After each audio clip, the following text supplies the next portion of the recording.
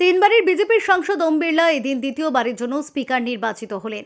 স্বাধীনতার পর লোকসভার স্পিকার পদে এই নিয়ে তৃতীয়বার নির্বাচন হলো।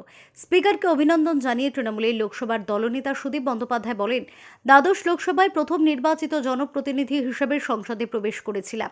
তখনই বুঝেছিলাম বিরোধী দলনেতা ছাড়া অধিবেশন চলতে পারে না। তবে আমি খুশি এবার লোকসভা বিরোধী দলনেতা পেল।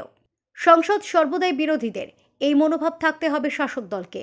আপনাকে এই বিষয়টি নজরে রাখতে হবে মাননীয় স্পিকার মহোদয়।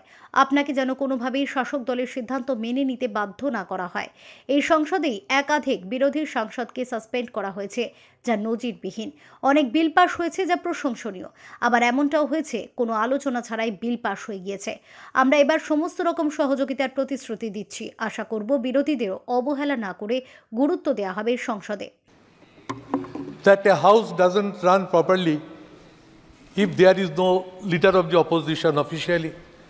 But we are glad that now our country has got one leader of the opposition in the parliament.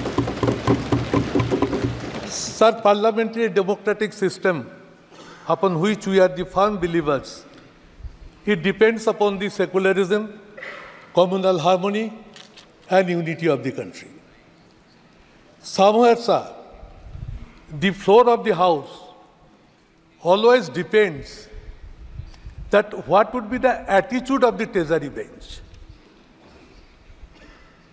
It is my firm belief, and so far parliamentary democratic process is concerned, sir, a house belongs to the opposition. Yes.